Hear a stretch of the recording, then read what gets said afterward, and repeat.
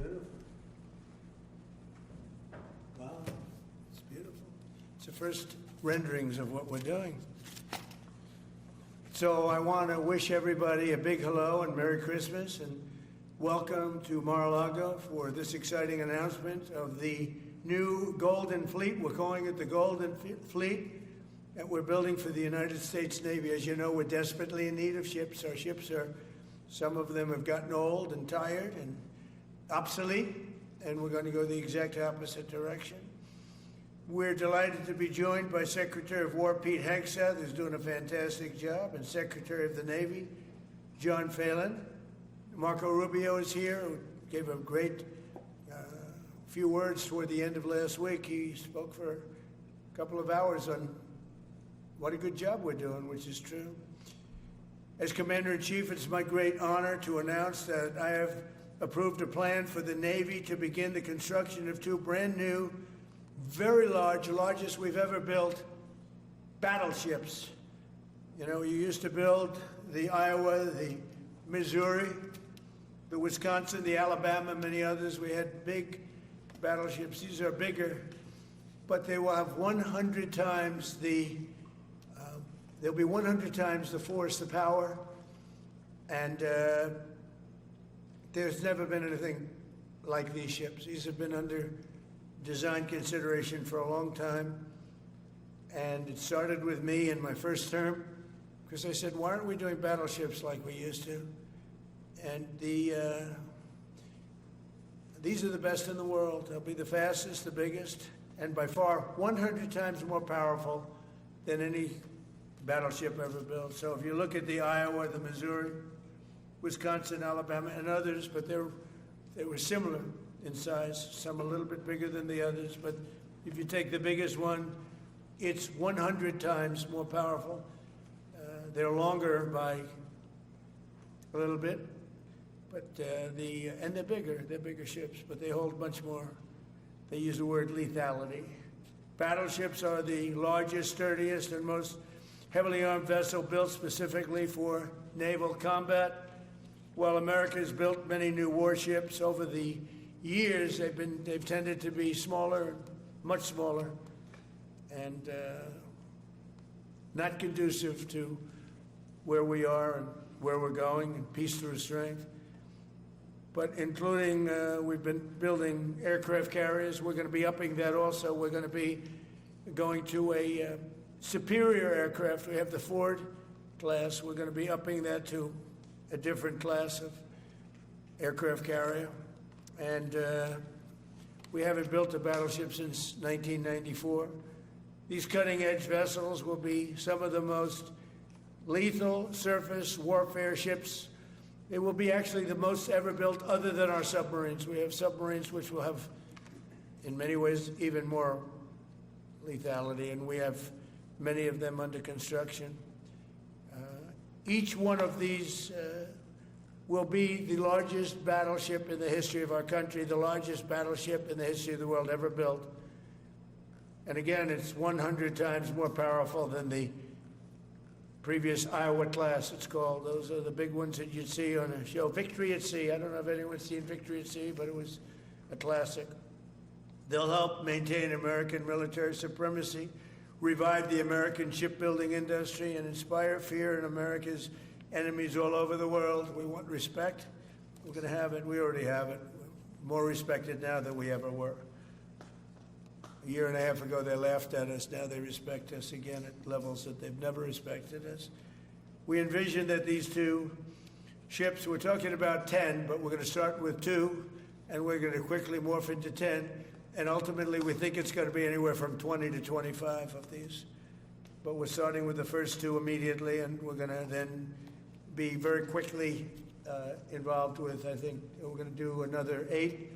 And then we're going to ultimately, and pretty quickly, have a total of about 20 to 25. We'll make that determination. We envision that these ships will be the first of a whole new class of battleships to be produced in the years to come. From Theodore Roosevelt, the Great White Fleet, you remember that, the Great White Fleet, to the legendary USS Missouri, whose massive guns helped win World War II.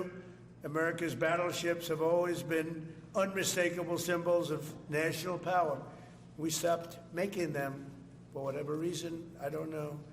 And I want to congratulate John Phelan, who is your secretary of the Navy. He came to me the first day we met. He talked about battleships, and I said, you're absolutely on the right track. He said, why are we doing other things? We have missiles, which are much more expensive. By the way, these battleships have tremendous numbers of missiles, but they also have guns. And in many ways, guns can do the trick just as well as missiles at a tiny fraction of the cost. Once completed, these new 30 to 40,000 ton plus vessels will be the flagships of the American naval fleet, and there has never been anything built like them.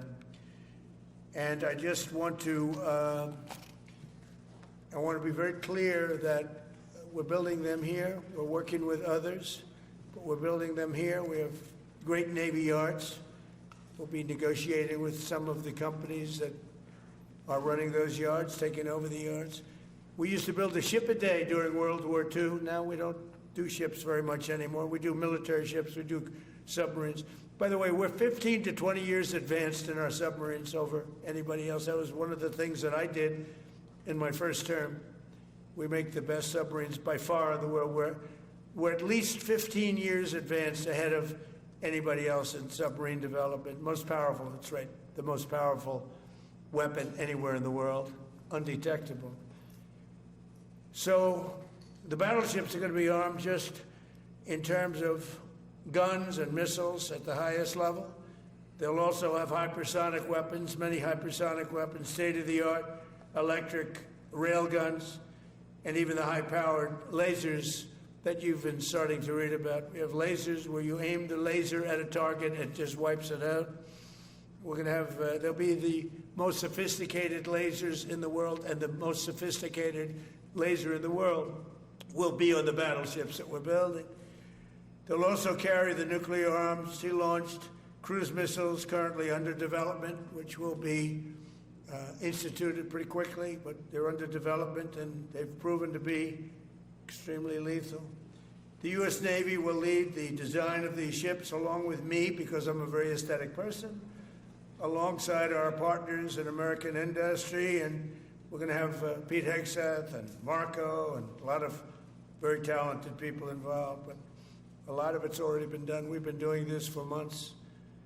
The construction will create thousands of American jobs. We're going to have the jobs be created. I mean, already we have factories being built unrelated to this, although AI will be a big factor when it comes to these ships. They'll be very AI controlled. Today's announcement is yet another step in our mission to make the United States Navy stronger than ever before. Again, when you talk about 100 times the power of these massive ships that we had years ago, it's pretty amazing. And next week, I'm going to meet with the defense prime contractors. I'm going to meet with them here, Florida. And we're going to be talking about production schedules because they're too slow. We have many countries, allies, that are wanting to buy. We make the greatest equipment in the world, by far. Nobody's even close, but they don't produce them fast enough. So we're going to be meeting with them to talk about the production schedules. We're going to have strong production schedules. And the only way they're going to be able to do that is to build new plants. Even with the F-35, we have many people who want the F-35 fighter jet, and it takes too long to deliver them to allies or to ourselves. It takes too long. The only way they're going to be able to deliver them is if they build new plants. They don't want to build new plants because that's expensive. So we're going to be discussing production schedules. We're going to be discussing CapEx spending. We'll be discussing the pay to executives where they're making $45 and $50 million a year and not being able to build quickly. They're going to make that kind of money. They have to build quickly. Again, we make the best equipment in the world, but they don't make them fast enough. And we're going to be also discussing dividends. We want the dividends to go into the creation of production facilities. So we'll be talking about all CapEx, dividends, and the pay. We're also going to be talking about buybacks. They spend so much money on buybacks. They want to buy back their stock. I don't want them to buy back their stock. I want them to put the money in plant and equipment so they can build these planes fast, rapidly, like immediately. I mean, I have sold more planes than any president by far, times probably 20. So every time I go someplace, I sell 100 planes. That includes commercial planes, Boeings, et cetera, but it also includes fighter jets. And I'm always having to say 5 years, 6 years, 7 years, helicopters, Apache helicopters, many years. India bought them. They want to get them. They don't want to wait a long time. So we don't want to have executives making $50 million a year, issuing big dividends to everybody, and also doing buybacks. And then they say, well, we don't have the money to build a plant. They got to build plants. Plants to make F-35s, plants to make helicopters, plants to make the F-47 new jet. And that's it. And that's what I'm going to be talking to them about. They're going to start spending money on building airplanes and ships and the things that we need, not in 10 years and 15 years. We need them now.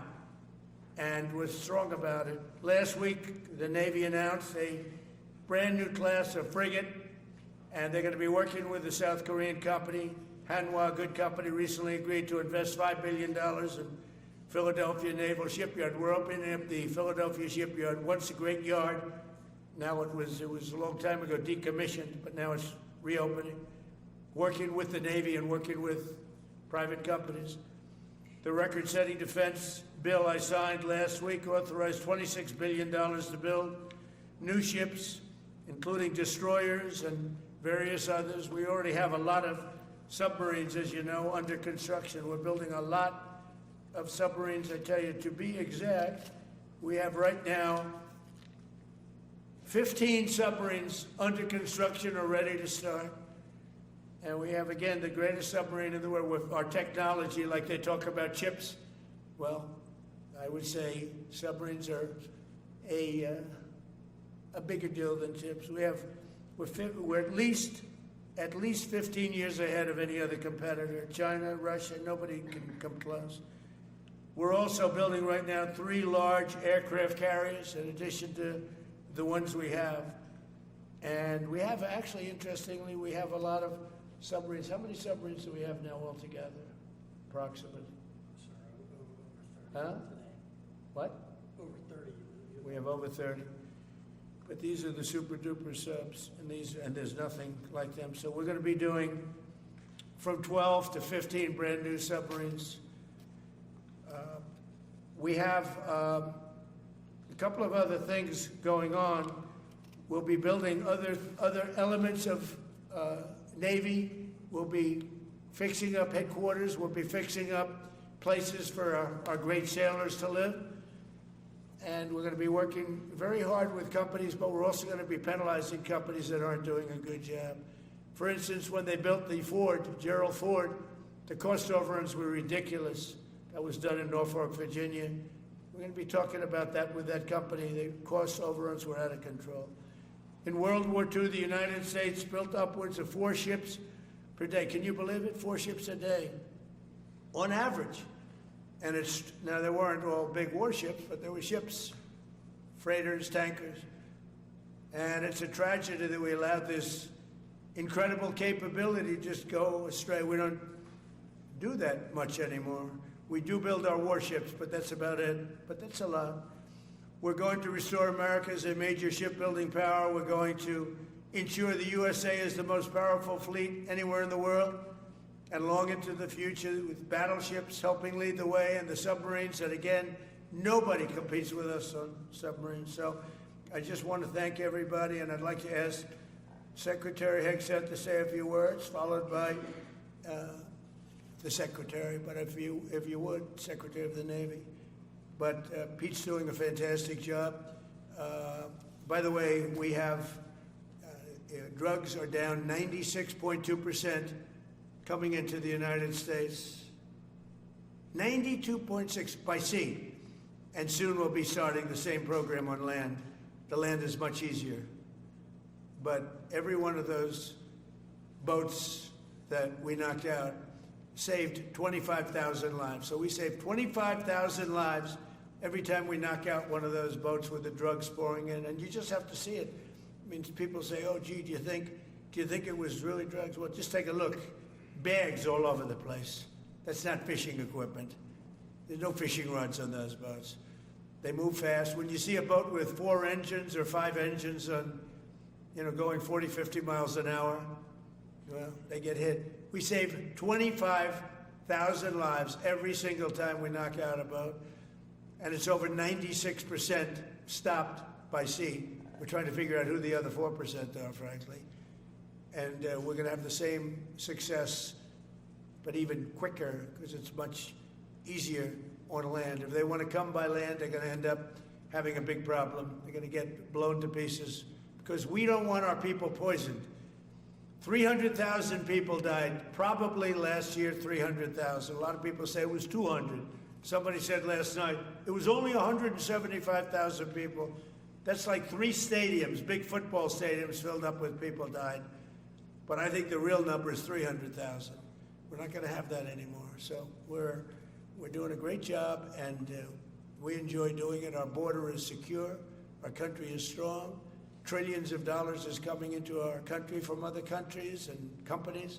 They're building factories and plants, including auto plants, all over the United States of America. Without tariffs, they wouldn't be doing anything, although they were very happy with the November 5th election. But it's only because they want to avoid paying tariffs that they're all coming in. And again, the biggest number was $3 trillion in history. That was China many years ago. Now it's $18 trillion, and that's just in 10 months. We think we could hit $20 trillion. That's investment in the United States, including plant and equipment. So thank you very much, and I'll ask Pete to say a few words, and then John. If you have any questions, we'll take them. Thank you. Thank you, Mr. President. Well, Mr. President, you're exactly right. There are no fishing poles, no fishermen, and no fishing boats. Just drug dealers and narco-terrorists. And with every strike, we're saving American lives. No other president was willing to do real deterrence. That's exactly what's happening. It's an honor to be here, Mr. President, Mr. Secretary, Secretary Rubio, to talk about what peace through strength really looks like. You can talk about it, or you can invest in it, and you can build it. And that's exactly what President Trump is doing.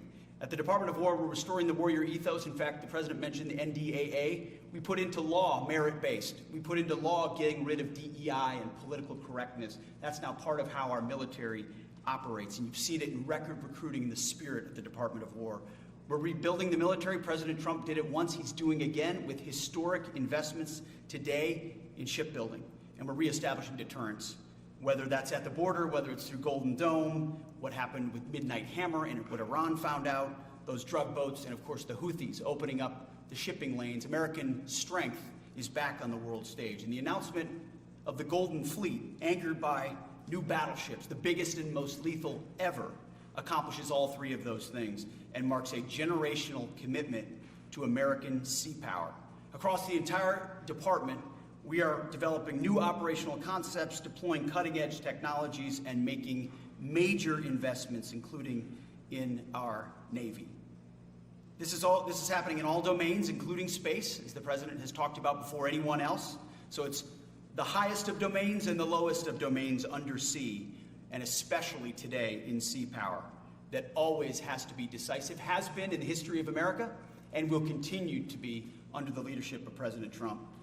We will make sure that anything that flows from our country and with our allies flows freely and uncontested.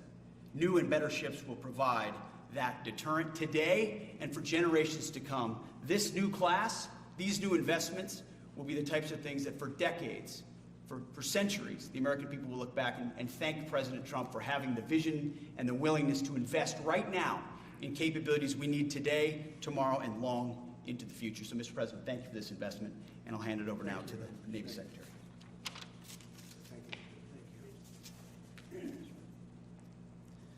Mr. President, Secretary Hegseth, Secretary Rubio, thank you for being here on a very consequential day.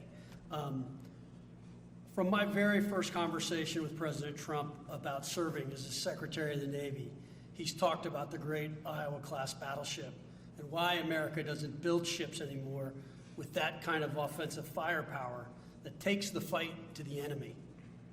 During my time in the job, I've talked extensively with our combatant commanders, like Admiral Paparo and Admiral Cooper, and our CNO, Admiral Cottle. And what I've learned is that not only is the President's idea a good one, it's something that Navy desperately needs and now has a formal requirement for. The future Trump-class battleship, the USS Defiant, will be the largest, deadliest, and most versatile and best-looking warship anywhere on the world's oceans. I want to thank the President for his vision to make this game-changing capability for the United States Navy. The Iowa was designed to go on the attack with the biggest guns, and that's exactly what will define the Trump-class battleships. Offensive firepower from the biggest guns of our era. This ship isn't just to swat the arrows. It is going to reach out and kill the archers. And for the first time in generations, we'll have a new leg in America's nuclear deterrence, because the Trump-class battleship will carry the nuclear-armed, sea-launched cruise missile. Striking dominance isn't all that the Trump-class battleship brings to the fight at sea. It has the size and capacity to serve as a flagship for our fleet commanders so that they can command and control naval forces far out to sea. As shown in the series, and the President mentioned it, Victory at Sea, Admirals Bull Halsey and Raymond Spruance commanded the war in the Pacific from their battleship flagships during World War II. Now this new battleship will command everything from warships to drones and everything in between. We're going to make battle groups great again. And this is just one piece of the President's Golden Fleet that we're going to build with the investments he talked about. A new frigate, the right frigate, the one our warfighters have told us they need. More amphibious power for our Marines with new capabilities like the medium landing ship. As part of the Navy's high-low mix, we're moving out aggressively on unmanned vessels with funding from the President's One Big Beautiful Bill to bring options to the fight and pull new, non-traditional defense partners into the American shipbuilding ecosystem. And we're making a generational investment in support ships. Logistics wins wars, and that kind of shipbuilding is the spark that will ignite the industrial base and help power the commercial shipbuilding that the President has called for. Under your leadership, Mr. President, we will have more tonnage and firepower under construction than ever before in our history. Building the President's Golden Fleet means jobs across the United States now. There'll be work for shipyards everywhere, from Philadelphia to San Diego, from Maine to Mississippi, from the Great Lakes to the Gulf Coast. And for manufacturers that will build components for this battleship in every state. The President has been clear. We must bring back our American maritime industrial might. And he has told me many times that as Secretary of the Navy, it is my job to equip our sailors to win the fight at sea with the finest ships in our history. To conclude, the USS Defiant Battleship will inspire awe and reverence for the American flag whenever it pulls into a foreign port. It will be a source of pride for every American when it brings home our brave sailors who will sail defiant, raise their fists, and say, "We are peace through strength." And our adversaries will know when the Trump-class USS Defiant appears on the horizon, American victory at sea is inevitable. Thank you, Mr. President. Now when a conflict arises, you are going to ask not one, but two questions. Where are the carriers and where are the battleships? Thank you. I just want to mention that John Phelan is one of the most successful businessmen in the country, in our country. Been a tremendous success, and he wanted to do this, and for nothing, he's taken probably the largest salary cut in history, but he wanted to do it. He wants to rebuild our Navy, and you needed that kind of a brain to do it properly. So I just wanted to give you a little information on him, which is probably enough.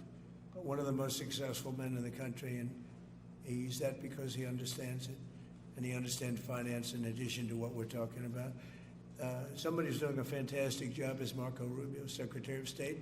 And Marco, maybe say a few words, and then we'll answer some questions. Thank you. Thank you, Mr. President. And I don't have much to add. This is a phenomenal presentation. Thank you, Mr. President. This is American industrial power returning. This is the ability, once again, to rebuild, to have industry in the United States. This is generational in the change, not just in terms of applying American war power, increasing our ability to protect the seas. The U.S. Navy is the single biggest source of peace in the world of all of our forces because it gives us a global footprint. But it rebuilds American industrial capacity. The ability to make things again in our country has been critical to what the President's agenda has been all about, and this is a tangible reminder of it. And I know the country's grateful for it, and generations of Americans will be grateful for it. So thank you. Thank you, Mark. By the way, I think I'd just like to point out that these ships are made of steel as opposed to aluminum. It's a big difference, as you know. Battleships, the great battleships, had 6- and 7-inch steel hulls, and these are going to be likewise made out of very powerful steel. Our steel industry is coming back very strongly, by the way. It's coming back at record numbers, and we're going to be using them for the steel, but as opposed to an aluminum side, which, in all fairness, is not the same. So, John, we're going with all steel, I understand. Yes, sir. And that's going to be something that people are surprised, more expensive, but not even comparable in terms of the importance and the strength. Yeah, please. What's your timetable for these first two ships, and do you see them as a counter Yeah, to China? we're going to start almost immediately, and we'll probably talking about 2.5 years. And in terms of the mission, do you see it as a counter to China? It's a counter to everybody. It's not China. We get along great with China. I have a great relationship with President Xi, and not China. It's just everybody. You don't know who comes along, but we just wanted peace through strength. Hopefully we never have to use them, but there will never be anything built like these. Think of it. Those battleships are incredible. These have 100 times the power. Think of that. I mean, and they were big and they were powerful. You know, I thought about taking some that are in dry dock and changing them, and then when I said that, you know, if we did, would be about, we could increase, if we doubled them, they'd be at like just a tiny fraction of what one of these was. This is the new technology, which is incredible. So we decided pretty early on not to do that. Yeah, please. Mr. President, Julio Rosas with Most Peaceful Media. You just referenced the lower amount of illegal drugs that are coming by sea, and you just said that you're going to start that same program on land soon. Are you just referring to Venezuela, or are you referring to other countries in Latin America? Anywhere drugs are pouring in, anywhere, not just Venezuela. Yes. Speaking of Venezuela, oil. What are we going to do with the oil that we have? Going to do with what? The oil that has been seized. The United States seized 1.9 million barrels of oil on December 10th. We're going to keep it. We're keeping it. Where's it? Are we going to sell it or put it in the strategic? Maybe we'll sell it. Maybe we'll keep it. Maybe we'll use it in the strategic reserves. We're keeping it. We're keeping the ships also. Yeah, please.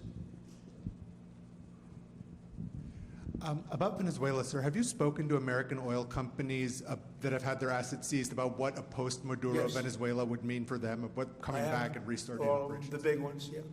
I have. Yeah, please. Why do you feel like this initiative was neglected for so many years, and does this come amidst the rising tensions between the U.S. and Venezuela? We're talking about with Venezuela? Yes. Well, you had a different kind of a president before me. They didn't mind being ripped off. They didn't mind being robbed. They didn't mind drugs pouring into our country. They didn't mind the jails of Venezuela and Trinidad being emptied into the U.S., where they take over Colorado and other places. I do mind.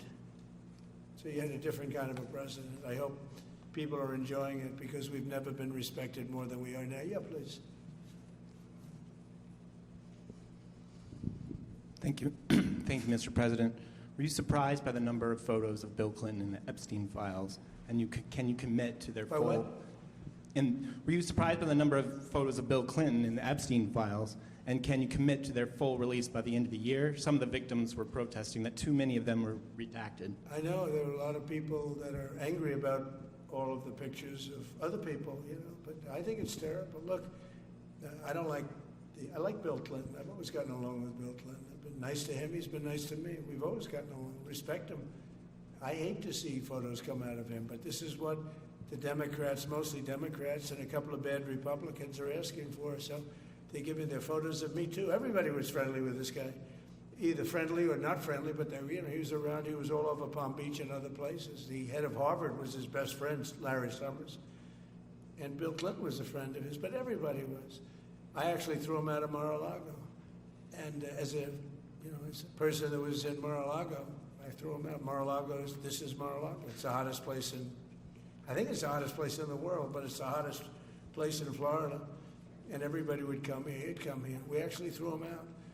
But no, I don't like the pictures of Bill Clinton being shown. I don't like the pictures of other people being shown. I think it's a terrible thing. I think Bill Clinton's a big boy. He can handle it. But you probably have pictures being exposed of other people that innocently met Jeffrey Epstein years ago, many years ago, and they're highly respected bankers and lawyers and others, and they'll end up, because of guys like Massey, who's a real lowlife, whose polls are down to about 9%, by the way, in the great state of Kentucky. If you look at Kentucky, Kentucky is such a great place, but I don't know, they've got a couple of people on there that are very strange in terms of leadership, but Massey's a loser, and he likes it, and he works with the Democrats. He's just being used by the Democrats, because what this whole thing is with Epstein is a way of trying to deflect from the tremendous success that the Republican Party has. Like, for instance, today we're building the biggest ships in the world, most powerful ships in the world, and they're asking me questions about Jeffrey Epstein. I thought that was finished. I believe they gave over 100,000 pages of documents, and there is tremendous backlash. It's an interesting question, because a lot of people are very angry that pictures are being released of other people that really had nothing to do with Epstein, but they're in a picture with him because he was at a party, and you ruin a reputation of somebody. So a lot of people are very angry that this continues. A lot of Republicans are angry because of the fact that it's just used to deflect against a tremendous success. Look, we have $18 trillion coming into our country. We have, I believe, we're going to have the most successful economy in history. We inherited a mess. Now prices are coming way down. Gasoline is less than $2 in some states. $1.99, $1.97, $1.95 a gallon. $1.95. Think of that. A gallon. Nobody ever thought they'd see that. They don't want to talk about that. They want to talk about Epstein. And the problem is a lot of Democrats are being caught up in the web, like Larry Summers. Larry Summers was the head of Harvard. He's now been forced to resign from every board he's on, and he was thrown off the Harvard board. Now, he was at Epstein's Island a lot. I wasn't. I never went there, by the way. But fortunately, it's nice. But I never went there. But a lot of people did go there. But instead of talking about the battleships, or instead of talking about most favored nations drugs, we're bringing down drug prices like at a level that has never even been thought of, by thousands. Think of it, by 1,000%, by 1,200, 1,300, 1,400% in some cases. A drug that sells for $10 in London is costing $130 in New York. We're bringing it down to $20, and they're going to go up to 20. So they're going from 10 to 20, which is a doubling. It's a doubling. That's a lot, but it's a doubling. But we're going down to 20. So we're going down, if you can do your own math, but it's 2,000%, 3,000%. It's pretty amazing. And the New York Times had a story about it, a small story, way in the back of the paper. It's the single biggest thing to happen with respect to drugs probably in 50 years. It's never been anything like this. In my first term, I was able to get drug prices down 0.25%. It's the first time in 28 years that they went down. 0.25%. I was so proud of myself. Now we're doing them 2,000%, 1,500%, 1,200%. That pill that sold for $130 will now be selling, as an example, for $20, because the rest of the world took advantage of us. Without tariffs, I could have never done it. I called up the heads of the countries. As an example, France, I spoke to a very good man, President Macron of France, and I said, Emmanuel, you have to raise your drug prices.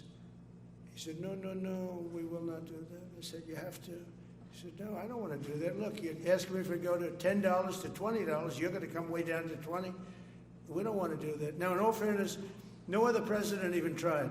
But if they did try, there was actually a fake story in stupid USA Today. I didn't even think they'd make it anymore. I haven't. But I saw a story where Biden was trying to do this. Biden never tried to do it. Biden didn't know he was alive. He never tried to do it. But they're taking it from $10 to $20. So he would say, and the other leader said the same thing. No, we won't do it. I said, no, you're going to do it 100%. They said, nope, we're not doing it. We're not going to double our price. Because, again, if you go from $10 to $20, they're doubling their price. We're coming down, though, from $130 to $20 because we're going to get the lowest drug prices in the world. Whatever the lowest prices, go favored nations. We're going to have the lowest price. So I said, no, you're going to. No, I will not do this. Politically, it's unacceptable.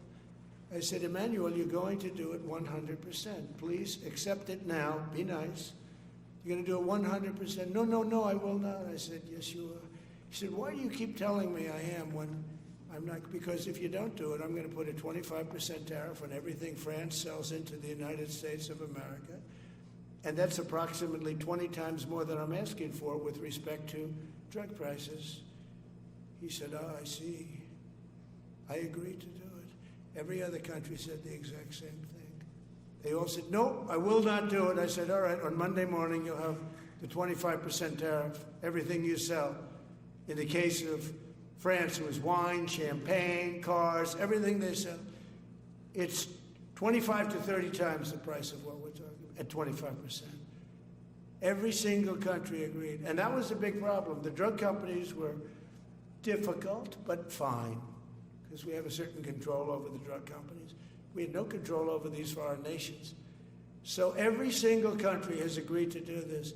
So we will take that pill price down, as an example, talking about not just pills, we're talking about everything.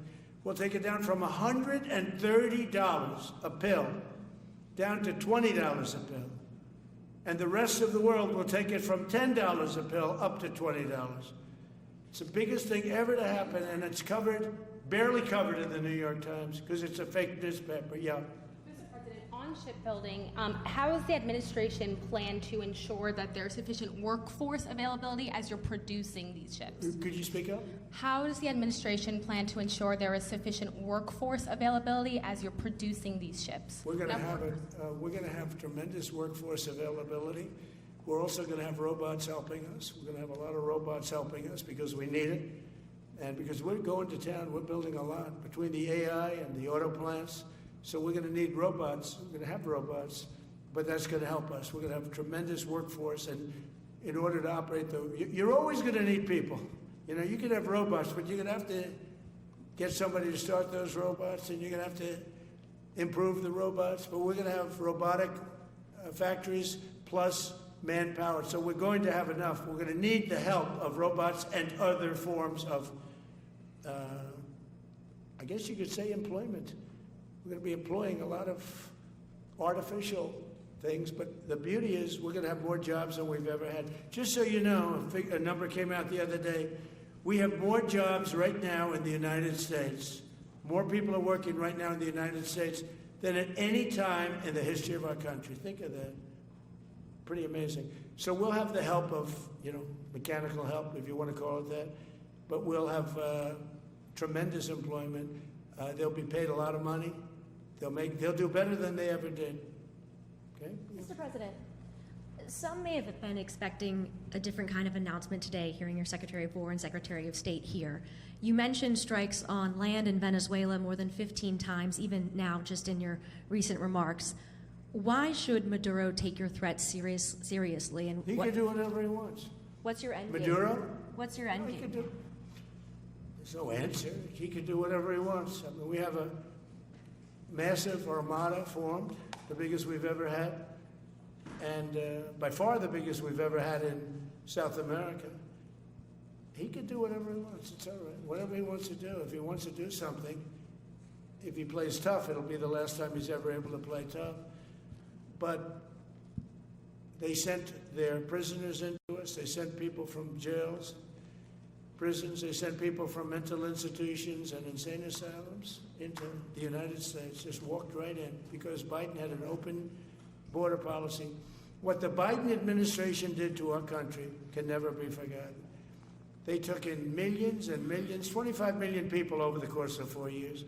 Many of those people were murderers and drug dealers, prisoners, rough prisoners. 11,888 murders. More than half of them killed more than one person. They came into our country. Now, I spoke to Christine Noem today. I spoke to Tom Holman today. He came down to see me. And we had a great meeting. They've done an amazing job. We're getting them out. We're getting them out very fast. But this should have never happened. But Venezuela was one of the... Venezuela took advantage of the open borders that Biden created more than any other country. Tren de Aragua, we had gangs all over. Look, I mean, you have a very weak governor in Colorado. Look what happened in Colorado, where they would occupy apartment houses. And he didn't want to do anything about it because he was scared. Any other questions? Yeah, go ahead, please. So in response to the United States taking sanctioned oil from Venezuela, Colombian President Gustavo Petro criticized the United States by saying, well, the Southwest is stolen land and that it should be returned to Latin America. I just wanted to know what your response to that is. Well, he has to watch because, you know, he's got drug factories. They make cocaine in Colombia. And he's no friend of the United States. He's very bad guy. And he's got to watch his ass because he makes cocaine and they send it into the United States of America from Colombia. We love the Colombian people. I love the Colombian people. They're great people, energetic, smart, great. But their new leader is a troublemaker. And he better watch it. He better close up those cocaine factories. They have at least 3 major cocaine factories. We know where they are. He better close them up fast, yeah. By the way, it's made and sold into the United States. Comes through Mexico. Thank you, sir. You've named Governor Landry to be new special envoy to Greenland. Yeah. How do you, what do you see that role entailing, and is it still your intention that Well, he Greenland called become me, part of and the you know, U.S.? he viewed Louisiana, the Louisiana Purchase. He said, I'm governor of Louisiana. And he said, I would love, I didn't call him, he called me. He's very proactive. He's a great guy. He's a deal guy. He's a deal maker type guy. And we need it for national protection. We need Greenland for national protection. They have a very small population. And I don't know, they say Denmark, but Denmark has spent no money. They have no military protection. If they say that Denmark was there 300 years ago or something with a boat, well, we were there with boats too, I'm sure. So we'll have to work it all out. But he felt very strongly, we need it for we need Greenland for national security. Not for minerals. We have so many sites for minerals and oil and everything. We have more oil than any other country in the world. We need Greenland for national security. And if you take a look at Greenland, you look up and down the coast, you have Russian and Chinese ships all over the place. We need it for national security. We have to have it. And he wanted to lead the charge. So we're making him, Marco, today, a special envoy to Greenland. Greenland's a big deal. Yeah. Can you give an update on the talks that took place this past weekend, and could a trilateral discussion of sort be the next step for Ukrainian, U.S., and Russian delegations? So the talks on Ukraine, Russia are going along. They lost, as you know, 27,000 soldiers last month, mostly soldiers, some people in Kiev, etc., but mostly soldiers. And the talks are going along. And I say that, you know, there's tremendous hatred between these two leaders, between President Putin, President Zelensky, tremendous hatred, and I hope we can get it done. We are talking. Talks are going okay. But, you know, I've solved 8 wars, and Thailand is starting to shape up. You know, they started with Cambodia, they started up again. But I think, Marco, we have that in pretty good shape to have that stopped. So we stopped 8 wars, and I thought this would be in the middle of the pack, but maybe easy, but in the middle of the pack. But there's a lot of hatred between those two people, and when there's hatred, there's, you know. But we stopped one war 38 years, one war 35 years, one war was going on for 32 years. And we stopped, think of it, we stopped a potential nuclear war between Pakistan and India. And the head of Pakistan, highly respected general, he's a field marshal, and also the Prime Minister of Pakistan said, President Trump saved 10 million lives, maybe more, by getting that war. You know, 8 planes were shot down. That war was starting to rage. And he actually said the other day that President Trump saved 10 million lives, maybe more. So we solved all these wars. The only one I haven't solved yet is Russia, Ukraine. Are you still pushing for the Christmas Day deadline with Russia and Ukraine? And have you spoken with Putin or Zelensky or plan to push the I'll do deal? whatever I have to do. I mean, I'd like to see it stop. Look, we don't lose any money on that war anymore. You know, Biden gave $350 billion, and who knows what happened to it. We now sell missiles, planes, all of the best military equipment. We sell it to NATO. We got NATO to go from 2% GDP to 5%. Nobody believed that to this day. Nobody's going to write that, but nobody believed it. And they take that money and they pay it to the United States for weapons. So we sell weapons to NATO. We sell full price. We sell weapons to NATO, and NATO takes those weapons and probably distributes them, but gives a lot of them to Ukraine. So we don't lose any money like we did with Biden. He was spending money like a fool. He was a fool. What he did to our country is so horrible. But he gave $350 billion between cash, gave a lot of cash, $350 between cash and weapons. You remember at the beginning of that whole thing, I gave them javelins. Javelins are the anti-tank busters. And President Obama at the time gave them sheets. I gave them javelins. They gave them sheets. But you know, the bottom line is time for, I think they're all tired of that war. Everyone's tired of that war.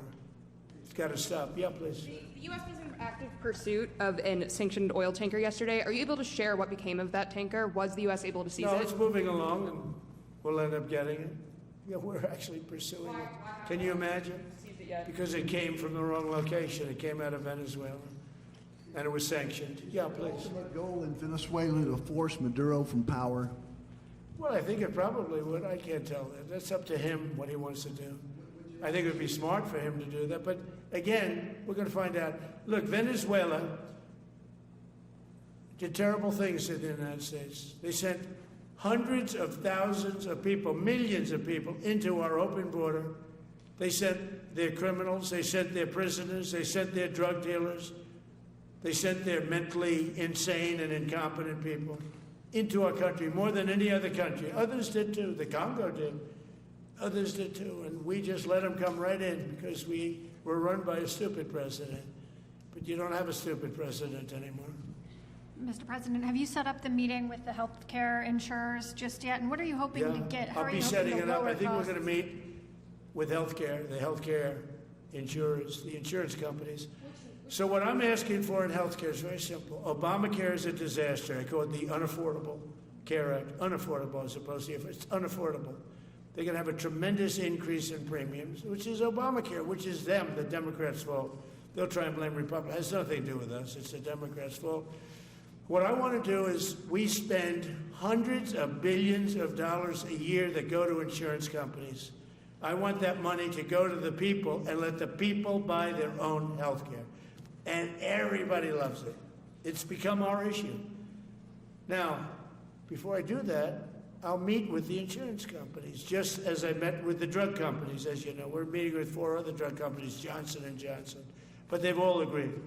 We're meeting with them this week. It's coming up. It'll be a similar meeting. They've all agreed. But nobody would have thought the drug companies were going to do what they did, where they're giving away free drugs. And they've been so great. Okay? And we have most favored nations. Nobody thought that was possible. I don't think any other president ever tried to get it because they never thought they could. But with respect to the insurance companies, I want to meet. There's essentially 14 of them, 10 big, but there's a total of 14 pretty much, pretty big. And I want to meet with them, and I want to say, I want you to cut your rates way down, way down. And maybe if they do that, we'll be able to not cut them out. We'll be able to continue to deal with them, which is probably a little easier process. I think the best process is pay the money directly to the people, let them buy their own health care. But I'm going to meet with them the first week back. I do it now, but they're trying to come up with a schedule. They want to meet badly. They've told me, but they want to come up with a schedule. I said, make it a good schedule. Your rates have to come way down. We're also going to meet with other insurance companies because under Biden, the insurance rates have gone through the roof. Auto insurance, home insurance. I mean, insurance companies are making far more than they're entitled to make. So we're going to be doing that. But just in the meantime, we'll be meeting with the insurance companies in the first week, the first few days back in Washington, because they're trying to come up with a proposal that will satisfy me. Thank you very much, everybody. Appreciate it. I hope you're going to enjoy the battleships. They're going to be beautiful. Thank you. And have a great Christmas if I don't speak to you. Thank you very much. Thank you very much.